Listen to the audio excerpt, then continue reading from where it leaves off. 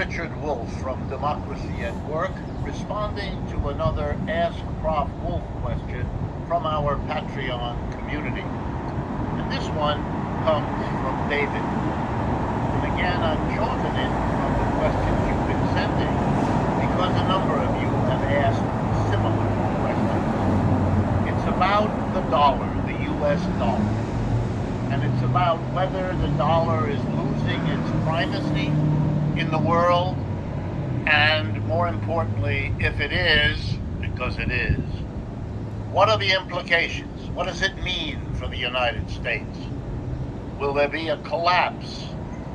What are the other consequences? Very important question. So let me begin by assuring you that yes, the dollar is losing its primacy. There really is no question about this. The disagreement is how fast this process is going and will go, not about whether it will happen, except for a few, mostly on the right wing of political thinking, and even the most steadfast supporters of capitalism and supporters of the United States are able to see that the dollar is literally losing its global position.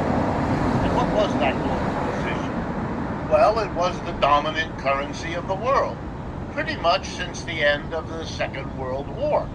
So that's 75 years and counting. In many countries, the dollar exists as a currency alongside of, or in some cases, instead of that country's currency. Central banks around the world use dollars as part of their reserve alongside gold and other valuable things to show that they can support their currency. And the more the world needs and uses dollars, the more the United States has enjoyed an impeccable economic gain from that. First of all, we give the world dollars in exchange for something. We don't just hand it out. We get something as a nation, as an economy. For example, if we import goods and services and pay for them with dollars, we get something that is worth the work that went into it. The French wine, the Chinese consumer goods, the Indian technology products. And all we give them is cheap little pieces of paper, dollar bills, $100 bills, or the electronic equivalent. It's a wonderful way to get the wealth produced around the world and to give in exchange merely a claim on some wealth that may never be actually demanding something, because they use the dollars and buy them and sell them and keep them. Many of the people around the world use the dollars that they accept in exchange for the goods and services they produce to lend those dollars back to the United States government, thereby funding our wars and many of our ongoing governmental activities. And why is that important? Because that allows the government not to tax Americans, but instead to borrow the money from all those who have dollars and are willing to lend it. So the benefits to the United States have been enormous. As the dollar loses its primacy, as more and more people around the world stop using the dollar, reduce using the dollar, all those advantages and many more I don't have the time to go into are being lost. And the impact on the American economy will be large and cumulative over time. Well, then why is the dollar losing its primacy? Much of it has to do with geopolitics. To put it very bluntly and simply, other parts of the world don't want to keep having workers produce and businesses produce valuable goods and services, shipping them to the United States and getting in return dollars. They want the benefits of a currency like the United States has gotten, but they want to share it in it too by having their currency become as important as the United States. Chief among them, the Europeans with the euro, the Chinese with the yuan, and so on. And they have been acting to realize that objective. The most important steps: BRICS, a global alliance, Brazil, Russia, India, China, and South Africa, with at least another 6 to 10 nations applying now to join BRICS. They want to develop a non-dollar based trade among them. And these are nearly half the population of this planet. They are talking about trading in either the Chinese currency, because that's the most powerful economy among them, or in some organized currency that they set up for this purpose. That's the most tangible change. Here's another one. Literally a few days ago, the Chinese brokered an agreement between Iran and Saudi Arabia, overcoming the hostility and the wars between them, direct and indirect, overcoming much of the split between Shiite and Sunni Islam. They're opening embassies in each other's countries, the Iranians and the Saudis. And please be aware that Saudi Arabia is the largest producer of oil in the world, and is now closer to China, with whom it is trading more and more than it used to be with the United States. That shift is crucial. Trade in oil used to be done in dollars, requiring everyone to keep and hold dollars. China and Saudi Arabia are discussing what they call the petro-yuan, that is, trade in oil denominated in the Chinese currency. The value of the dollar in relationship to other currencies is therefore likely going to fall in the years ahead. That will make imports into the United States, which we now depend on, much more expensive. It will therefore also drive up the price of those imports, and that will be an inflationary boost when the United States needs it least. We will become more and more of an exporter. As our dollar goes down in value, our goods become cheaper for people buying the devalued dollar. It will shift our economy around. Those shifts are always difficult. They may, if they're not properly prepared for, not properly managed, or produce a crisis. And it could be as serious as the crisis that threatens from the collapse of the American banking system in recent weeks. So yeah, it is a dangerous, or it could be, but it is more a long-term readjustment of the world that Americans having a hard time getting their heads around. We are not the dominant player in the world today as we were for most of the last century. That is over. And more important than anything is to come to terms with that reality, because it is becoming truer and truer with each passing week. If conversations and discussions like this strike you as valuable, please partner with us. Share this video around. And we ask you also, if you'd like to be kept informed of these videos being produced and much else, go to our website, democracyatwork.info, and sign up for our email list to get announcements.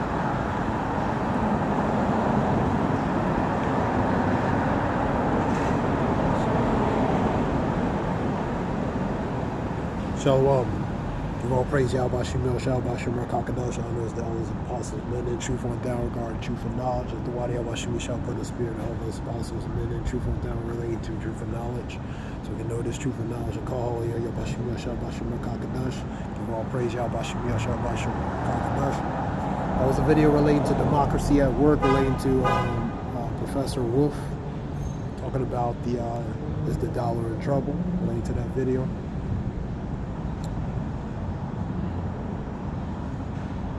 Some scriptures real quick.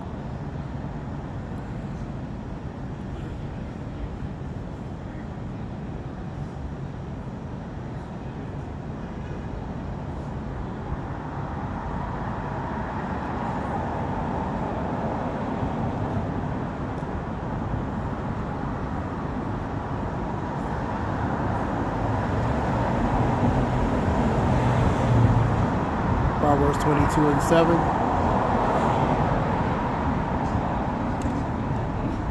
The rich ruleth over the poor, and the borrower is a servant to the lender. So the rich are in a position of power. The earth has been given to the hands of the wicked and the poor.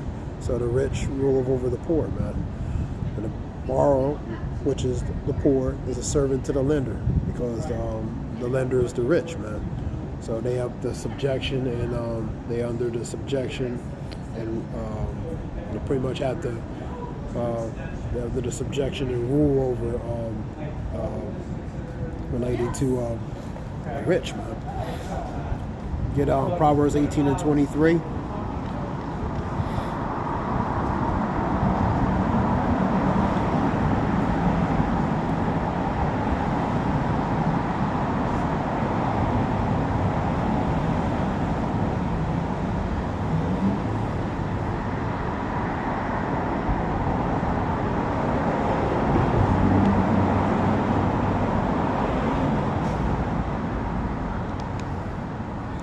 Poor uses entreaties. Entreaties is to beg or beseech. So the poor, like I said, Scripture says the rich ruler over the poor, and the borrower is a servant to the lender, man. So the poor uses entreaties, so they have to beg, beseech, pretty much grovel, man. But the rich answer roughly. So the rich are in a position of power, so they don't have to respect the poor, man, because they know the poor is at their mercy, man. You know, that's why the borrower, which is the poor, is a servant to the lender, which is the rich, man.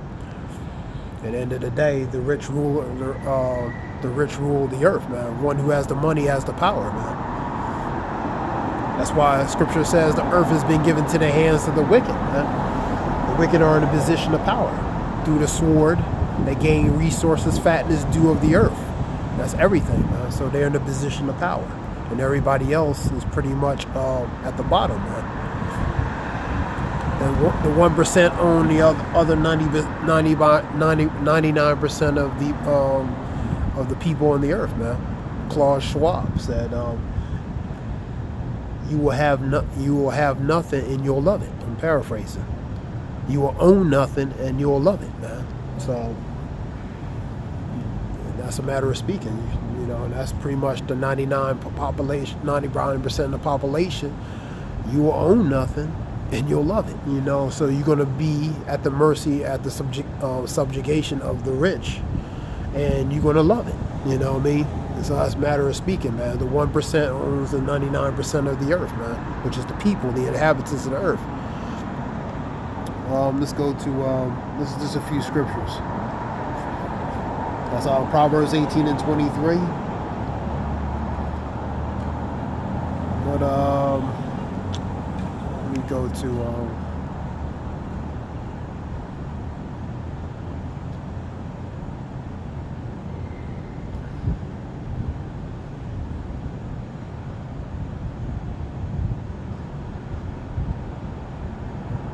money scriptures first.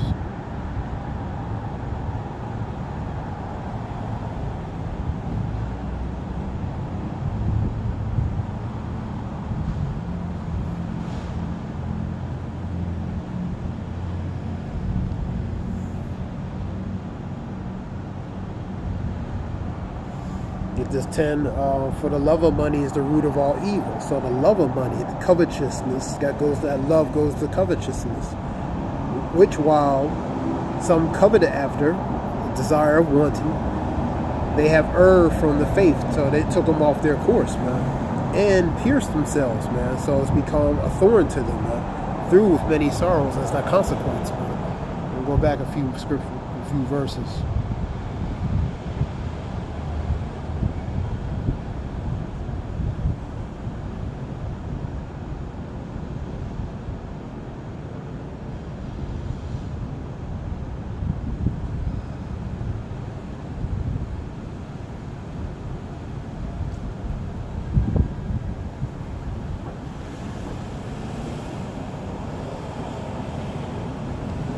Perverse disputings of men of corrupt minds, which means reprobates, destitute of the truth, lack of the truth, supposing that gain is godliness, for such withdraw themselves.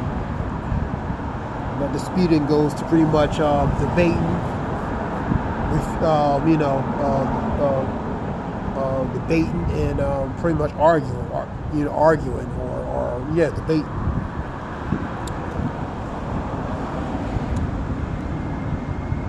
But godliness with contentment is great gain. So being content with what you have, man. For we brought nothing into this world, and it is certain we can carry nothing out. So we came in with blank, we're gonna leave with blank. All right. And having food and raiment, let us be there with content. So be content with pretty much the basic fundamental things: food, water, shelter, clothing, different, and the basic necessities. Number 10, number 9. But they that will be rich fall into temptation. The scripture talks about seek not to be rich. You know what I mean? So being rich can be a snare to you, man. That can be a snare to you.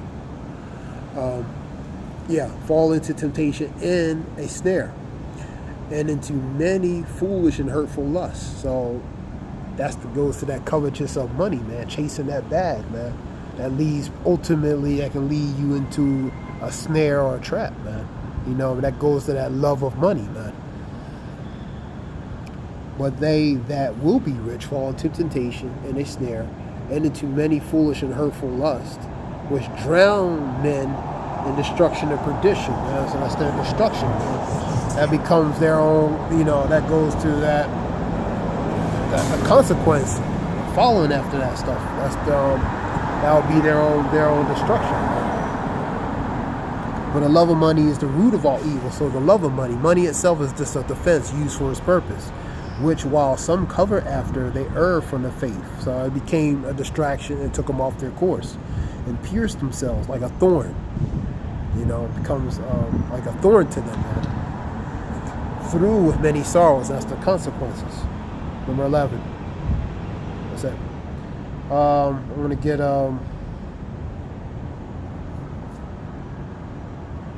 because you see in the transition incrementally relating to what they want to do, man. And the question is the dollar in trouble? Yeah, it's in trouble. You know what I mean?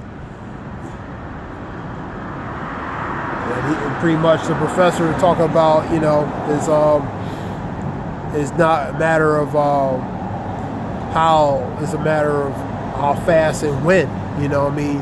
Especially down the road, man.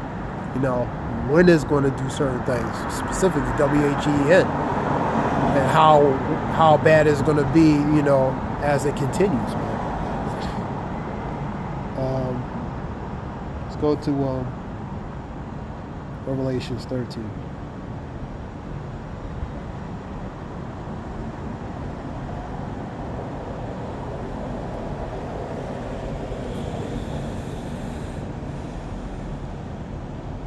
Go to number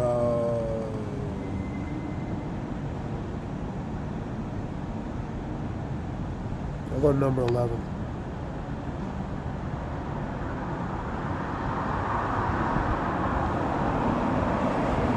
Let me see if I get it in a different print. Different, letter.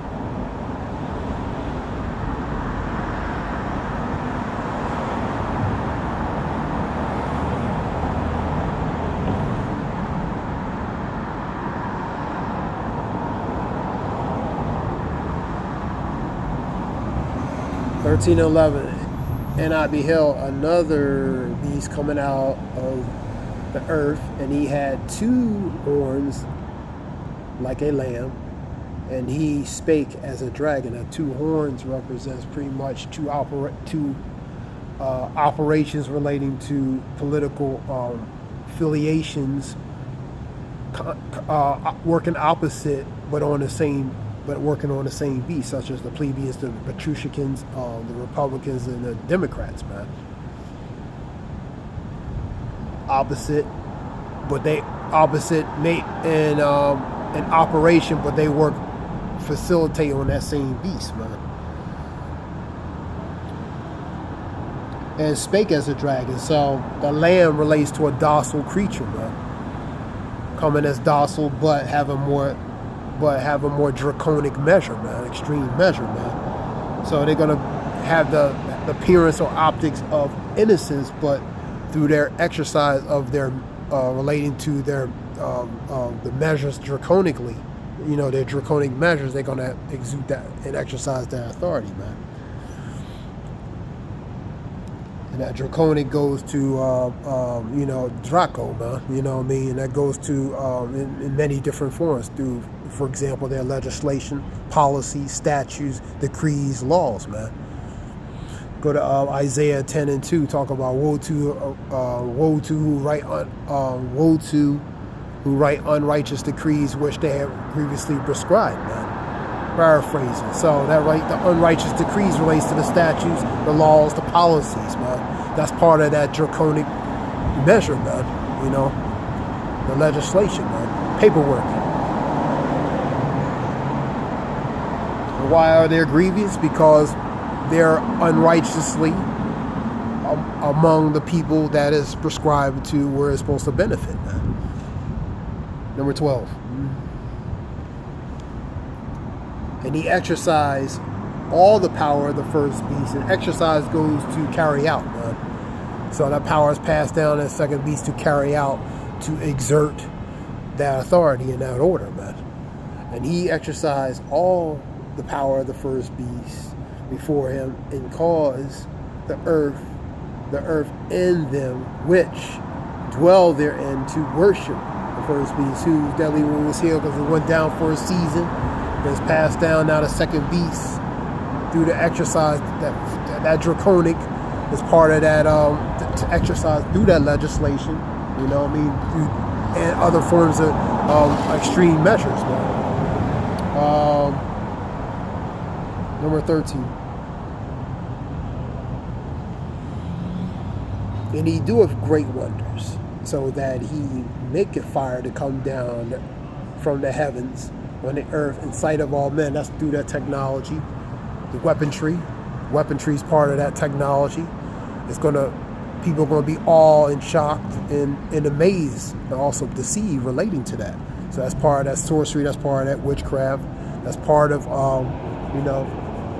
used to deceive the people, man. That's the technology, man, and that's that artificialism relating to from artificial using the technology to pretty much to be godlike, man. Megalomania, which is pretty much a godlike complex. All right, let's continue. 14. And he deceived them that dwell on earth in means of those miracles. So those miracles, part of those miracles is through the technology, man, which he had power to do in sight of the beast, because that power has been given to him, so he can exercise, exert it, carry it out, man. So the power has been passed down, so they can carry out that order to exercise, man. And he deceived them that dwell on the earth by the means of those miracles which he had power to do, because power has been given to him, so to carry it out in sight of the beast, saying to them that dwell on the earth that they should make an image to the beast which he had wounded by the sword and lived. The image ultimately relates to a certain device, man, a graven image, man, which many people are going to be deceived to partake in, man.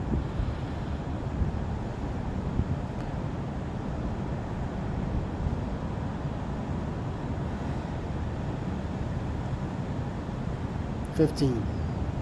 And he had power to give life into the image of the beast." And related to the image, the beast is what? The conglomerate of EU, NATO, America. The image relates to the ideology, philosophies of the system. And also, image can be related to the actual graven image, which ultimately many are going to be deceived to take. And the mark is an actual physical that's going to go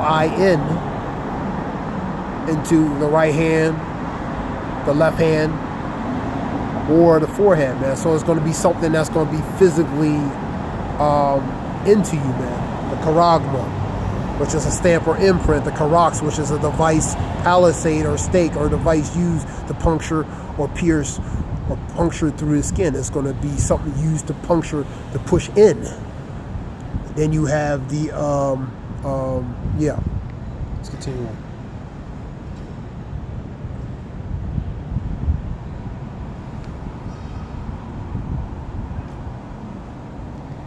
And he had power to give life into the image of the beast, that the image of the beast should both speak and cause. And that speaking goes to that draconic measure. Example, legislation, man. Through the policies, laws, and decrees, man. You know? Scripture talk about Isaiah 10 and 1. As I said, woe to who write unrighteous decrees, and grievous to whom they prescribed. So they're grievous, man. They're going to be grievous, man, literally and figuratively, man. You know, relating to the draconic extreme measures, relating to the policies, the statutes, the laws, and decrees, man. You know, that's part of that draconic is due to legislation, man, and other extreme measures, man. And he had power to give life into the image of the beast, and that image of the beast should both speak and cause that as many as would not worship the image of the beast should be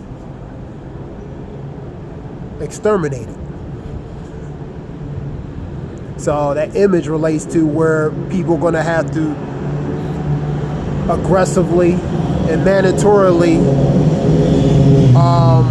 relating to that image, man. They're gonna have to. It's gonna be mandatory, aggressively mandatory, for them to relate it to that image, man. Otherwise, the consequence is extermination, man, as that scripture says, man. Go to number 16. And he causeth all, both small, great, rich, poor, free, and bond. This relates to all background or denomination of people, man, whether small, great, rich, poor, free, or in bond, incarcerated, even homeless. There's none going to be exempt relating to participating in this, aggressively and forcefully participating in this. And he calls all, both small, great, rich, poor, free, and bond to receive the mark. The mark is actual physical mark in their right hand or in their foreheads, man.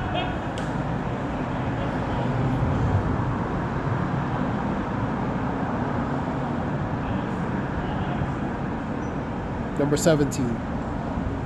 And that no man might buy or sell, save that he had the mark, or a name of the beast, and the number of his name, man. So you're not going to be able to do certain things unless if you don't participate in certain things, you're not going to be able to regain somewhat a functionable normacy as far as continuing in society, man. You know what I mean? So you're going to have to participate relating to in certain matters in order to do that, man. Number 18. Here's the wisdom. Let him that have the understanding count the number of the beast, or is the number of a man in 600, and his number is 600, 66, man. Cause a stigma. And this is the product. It's like the product code, pretty much, that when they scan it, it tells you the contents on that product. You're gonna be that human product code, that barcode, man. So when they scan you, they'll know all your history, personally, professionally, otherwise. That's what that is. So a few scriptures relating to that, you know. So ultimately leads incrementally, gradually, it leads to relating to revelations, man. Because one thing is going to be taken out, something has to replace it, and ultimately something has to replace that. You know what I mean? It's not going to be a blank. You know what I mean? That's why it's a transition, man. Transition from the old to into a new, man, and ultimately relating to the fourth industrial revolution, relating to technology, man merges with technology, where man becomes the technology. Smart man, smart woman, man. That goes with the AI. That goes with all the forms of the technology, man. And that's where incrementally and gradually is molded and shaped into, man. And that being said, this was something short. I hope this helps. I'm going to give all praise. Yahweh Bashem Yoshua Bashem Rakamadosh. This is Wolff. I hope it helps in some way. Shalom.